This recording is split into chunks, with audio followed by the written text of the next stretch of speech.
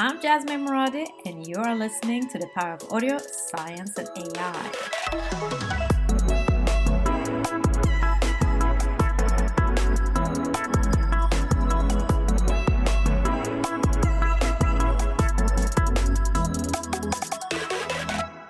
I got the chance to once again sit down with my friend Joel Douek, an award-winning composer and sound designer. In this episode, we talk about the future of copyright in the age of AI music, how the music industry is working towards making sure authors, composers, producers, performers, musicians, etc. are being paid fairly for the work used in AI music. Joel Douek is the VP at the Society of Composer and Lyrics, where artists like Quincy Jones, Hans Zimmer, and many others sit on the advisory board. To learn more about them, read on thescl.com. With that, Joel, I welcome you and thank you so much for joining us. I'm so excited. Likewise. I'm excited to share this often kind of forgotten world of music, because as you know, we kind of operate a little bit behind the scenes, but we like to think that what we do is important, and I honestly do think it is. I also read another article that you've written, and it's Music in the Key of AI. So Yes. let us discuss about these subjects, and please unpack AI for us and define what it means and how we have arrived at this point with the technology, and what role AI can play in music creation and how this might affect composer and artists going forward. Well, with AI, I mean, you might say that there's been like two fundamental paths in terms of computing. One of them has been the kind of binary transistor on-off Intel chips and everything that occupy the majority of our electronic systems. But a parallel path that was taken decades ago was trying to model how the brain manages the calculation and the processing of information. And so they created what are called neural nets that enable computer systems to learn through trial and error and testing and stuff like that, and then develop a kind of know-how that is different. And then over time, that's been incorporated into the softwares that we use in software form, and is commonly used in a lot of different softwares already. But then you take that to a further path of down the neural net, and then you've got effectively a computing system that has been able to learn complex information and then to create information on its own. So it becomes a creative element. The end point of this that has been told in so many sci-fi movies is what we call the singularity, which is the point at which that artificial intelligence system becomes self-aware in the same way that we are self-aware. So it's got enough learning and enough computing power that it starts to be able to, have an awareness of itself. We're not there yet. And in the intervening period, because it's moving really quickly, AI can express really a spectrum from basic tools that help us with visual work, fixing photographs and stuff like that intelligently, helping us in our digital audio workstations in taking on some of the music writing, music chores like arpeggiators and things like that, and second guess and help us, to another point where it becomes something that's actually writing the music by itself and has a much, much higher level of autonomy so that it's driving our cars. And obviously there is a lot of fear and apprehension involved with that relinquishing of human control. It's something that we're wrestling with in the automotive industry, where I've done some work, of the reluctance of people to say, I'm just going to put a computer in control of my life. For composers and songwriters, there are there is value. We're using plugins that have machine learning, AI abilities to help us create. But then when we cross that threshold where they're writing the music instead of us, what happens to our revenue stream? At least one of the major streaming music companies, a fair percentage of the music that it is playing as kind of interstitial filler in its playlists is written by artificial intelligence for them, and they own it, which means they don't need to pay artists for that music, for that time. So that's a problem, because already artists are suffering at the hands of these streaming companies because we're really not getting what's due to us from the rates that the Spotify's and Pandora's are paying. So there's a real problem there that is going to compound an existing disturbing pattern by which the revenue with which artists and musicians have been able to survive and make their lives has been rapidly disappearing. And because, again, it's a subconscious experience, not a lot of people know and not a lot of people care. And not a lot of people advocate for us. So take the example of an AI that's making music. They feed it, it's called ingestion, conceivably every song that was ever written. And then the AI will analyze it and recognize certain patterns and forms and structures that are prevalent in pop music, rock music, jazz music, classical music, and stuff like that. And with an understanding of those patterns, those rules, if you like, it is then able to start to write music.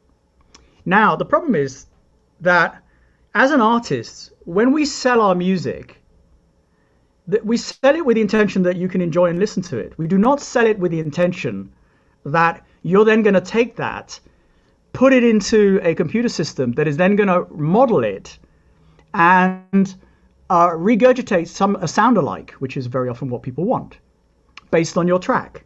A sound-alike that you don't get paid for, because there is nothing that governs that ingestion process. To complicate matters further is that there's so much music being ingested that it has become impossible to say that the AI has created this new track based on a specific Beyonce one or a specific, Herbie Hancock track. You can no longer pass it out and say, all right, who do we pay on the royalties to for this? So I was fortunate to be asked to be part of a panel at the US Copyright Office last year as a discussion of all of this, not just music, but other forms of art and writing and stuff like that. And so we were wrestling with this. And for me, an obvious answer is in the same way that television stations and radio stations pay a blanket fee to the performance rights organizations to be able to use everything in their catalog, any music that's been written by anyone who is a member of that PRO, they pay a blanket fee. The performance rights organization, ASCAP, BMI, CISAC in France, I don't know what the one in Sweden is. Siemens Army, one of them. Yeah, they then pay on to the artists proportionally based on how much their music was used. Okay, so something of a similar model that ensures that when music is used for ingestion into an AI and then to create further music, that they are paying for a license to ingest it, not just to listen to it, but to deconstruct it and rebuild it new. And you have to pay a license for that. And that license fee then gets passed on to the artist, and we can then pay our rent. It's not a big ask. Otherwise, we go away as a profession, and we just become hobbyists.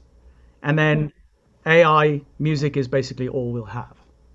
Is that what people want? I think I asked the question to the audience at this particular event, and people universally said, no, we don't want that. I said, okay, then we have to fix this somehow, because we've already lost so much ground as artists and musicians, because there wasn't enough advocacy for our cause, and because the Googles and Facebooks and Apples of the world have such massive lobby power and deep pockets that we're no match for them. And if they decide, well, we're going to pay you this much, we have a very hard time taking them to court and paying those legal fees. So we try to build relationships in the Copyright Office and in the halls of Congress, and I've been involved to some extent with that, to try to create advocates who understand that we're being misrepresented, in a sense, by the Beyoncés and Jay-Z's of the world who have more money than God. The majority of us as composers and musicians and artists, we are effectively small business people. We run our little business just by ourselves. We have families and mortgages and car payments and all of that just like everybody else. And we do not earn millions and millions and millions.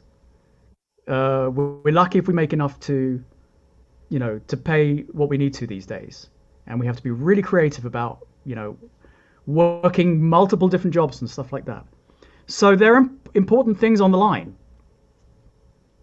There's no other way of looking at it. That said, I'm not an opponent of AI.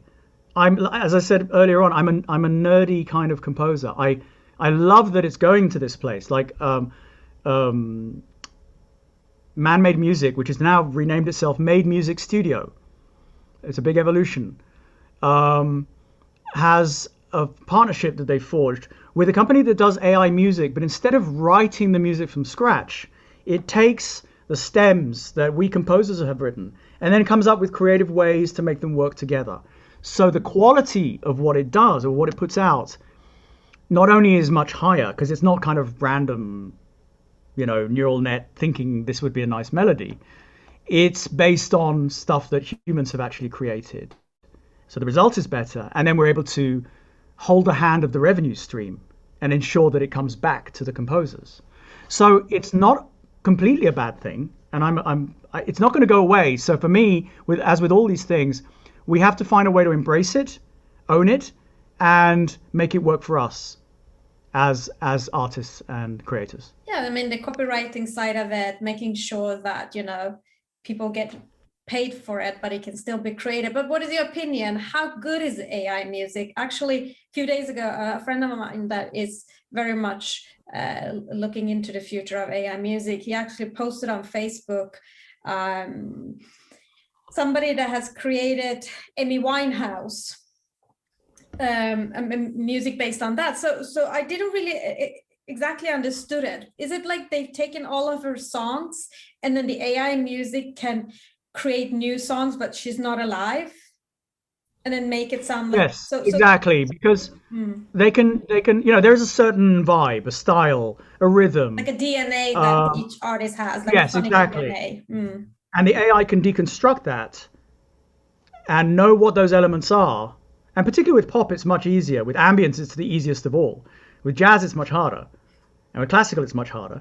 But we know with pop, you can then reconstruct it in a new key, in a new chord structure that nevertheless is in the style of Amy Winehouse, and I can't remember the name of her producer. Yes, absolutely can do that. How good is it? All I can say is it's getting good. It's getting better. And it is already at a point when the non-discerning ear, so like an untrained someone who's not particularly trained in music, might not be able to tell the difference. They might just say, it's not my favorite track, but I don't know that it's written by a computer. At that conference at the Copyright Office, someone read out a story, a little piece of prose, and it was beautiful, and it was engaging, and it was tear-jerking. And then the guy said this was written 100% by an artificial intelligent machine, from scratch. He wrote a heartfelt story, short story, from beginning to end.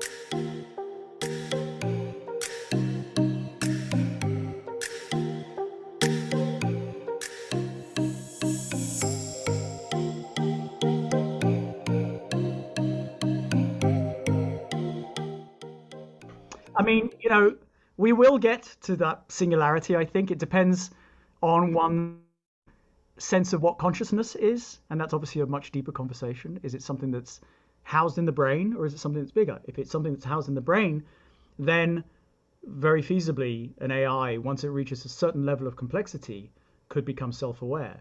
My wife always insists that when we say, after we say, "Hey Siri," sorry, I have to cut the phone, and stuff like that, that we always say thank you, and that we're never rude to them, because she says, ultimately our robot overlords will take over, and they'll remember if we were nasty to them. So be kind to your AI. So in the article, you give some suggestions regarding AI music. You want to share that with us? Well, I mean, I think I did really in terms of how we can ensure that composers and musicians and artists continue to get paid, which is by just figuring out some way that there is a revenue stream and being creative about it. So I mentioned the ingestion path and stuff like that. One thing that we know for sure, that even if people don't want to pay for music anymore, they pay a minimum subscription, at least people have turned to that just through the ease of it, to just pay a small monthly fee and have access to every song ever written, every piece of music ever written, as opposed to where we were 10 years ago, which is people exchanging large hard drives full of music where we would get nothing. So basically stealing and not feeling any compunction about it, because music has become so devalued, and that further devalued it. So the one thing that people are prepared to pay for, and I don't think this is in the article, is access. People don't hesitate to pay for either their phone or their iPad or their computer or their internet service, and they'll pay for the fastest internet service they can afford. So levying even the most moderate tax, which is a content access tax, if you like, of $1 on these bills, will generate a pool of income that could, again, be distributed by PROs and save the musicians, save the music industry, save the artists. Different countries obviously react differently to that kind of a suggestion. America is a very anti-tax, anti-socialism, in a long way. I'm British, and therefore I grew up believing that it's not a bad thing. We already see on our phone bills and internet bills all these added little extra taxes and stuff like that that are, we have no idea what they are. We still don't question it. We still pay it. So it's that kind of thing. Just generate a pool of money that helps take care of the people like me and my brothers and sisters who do this, who work tirelessly day in, day out to create the best music we possibly can to make everyone's lives better, or to help tell the stories of the movies and television series that you're seeing. And if we can't do that anymore and support ourselves, then that's a real shame. And the change can also come through the startups, right? So when the startups create these platforms of technology, I mean, there's so many right now, VR companies for virtual concerts popping up that they from scratch build that in their system and push for it, also making sure, I mean, I'm not going to name some of them, but there are some of my ex-colleagues that are doing this in Sweden. So it has to be those people also building the technology that can make it happen. Absolutely. But I think, there's technologists get very into what they've built as a platform. Okay? And at some point lose sight that the fact that the commodity that they're offering is not theirs, it's ours. You take Spotify or Pandora and you remove all the music. What have you got? You don't have anything. You don't have any value, you don't have anything. So we put the music back, and then it's a viable company. So why aren't they paying proportionally the artists, which, whose music is the lifeblood of that company? Because there's greed, and because they overvalue the technological platform that they built, and forget that it doesn't have any meaning unless it's populated with music. And that happens again and again and again. I tip my hat to Jay-Z, who created um, Tidal, specifically to deliver higher quality of playback and pay artists a much higher percentage on each stream. So that's a good step. But people get greedy.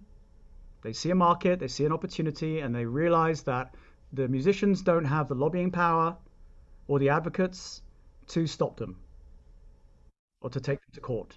And so we lose out, we lose footing again and again and again and again.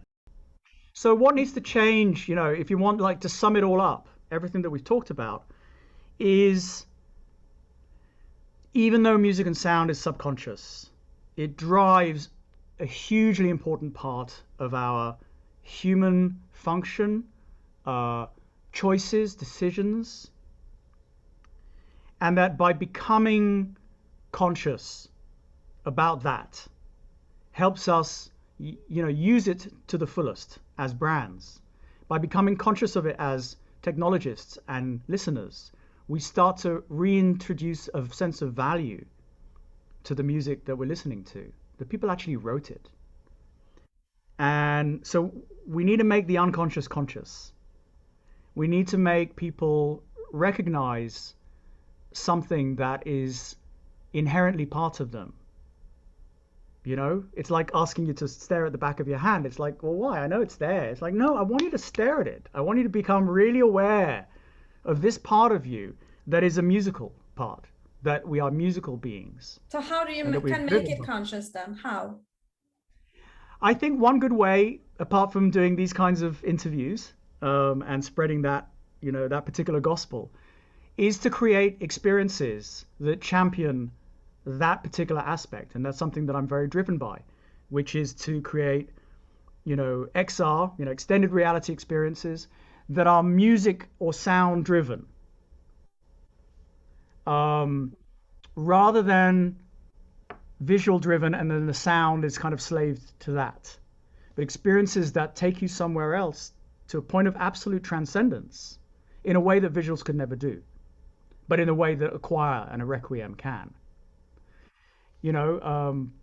So I think we can be our own best advocate, but we need help from brands, utilities, venture capitalists, the Facebooks of the world that have not been providing a lot of money for content, to help us create the killer apps, the killer experiences that will make people go out and buy that technology because they need to have that experience because it'll change you. So I think that's basically it, is show people. What we're doing is telling people, but we have to be able to back it up with showing them. Have this experience, understand, come out of it, and I've done that before, come out of it in tears, come out of it with a recognition of how much it's affected you. And then we start to have an awareness of that. And then we can start to work with it. We can start to value it. And then summarize up what we have said. What would you say are the predictions of the future in the whole area of film and music, VR, AR, and AI, especially for the brands, how they can use it? Well, I think spatial audio is going to play a bigger part for sure. If only in the sense that, as I was saying with the Zoom example, that it can help simplify things and help the audience read into a more complex soundscape or different people talking and stuff like that. So I think that's going to come to play, and we're pushing on that, pretty hard. I think virtual reality is going to impact the film industry. It is already, because once you've had that level and power of experience in 360 of being there, going to the movie theater, even watching IMAX in 3D, for us who've done a lot of VR, it's like, it doesn't just cut it, They have speakers in the back and all the Dolby Atmos stuff like that, but in the movie theater, if you hear the horses running behind you, you turn around, you don't see any horses. You see the person behind you eating popcorn, right? If you're experiencing that in VR, you turn around and there are the horses. You're living all of it. And then you can't undo that. You can't undo that. Um, so the expectations will be higher, particularly in gaming, which definitely drives a lot of technology and business and media and stuff like that. And they have a lot of money, more than the entire music and film and television industry put together. So I think gaming and other things will drive it. I think we're going to see an evolution in the technology that brings together in what we like to call the convergence, the strengths of game engines, of allowing physics and logic to drive interactive experiences, and the strengths of digital audio workstations like Pro Tools and Logic and Cubase that allow you, and Ableton Live, that allow you that free form creativity, the free flow of creativity, that those things come together to create an idealized tool set to be able to harness the strengths of both and create, just mind-boggling experiences. We're going to see a lot more holographic and volumetric content populating these kinds of AI, AR, and VR experiences. So real personalities. And we're going to see the technology itself move in leaps and bounds. As always, we place a high expectation on Apple because generally what they do well. Even if they're not always first to the table, we know, for example, that they are working on some kind of headset. Maybe it's two different kinds of headsets. And they're looking into optic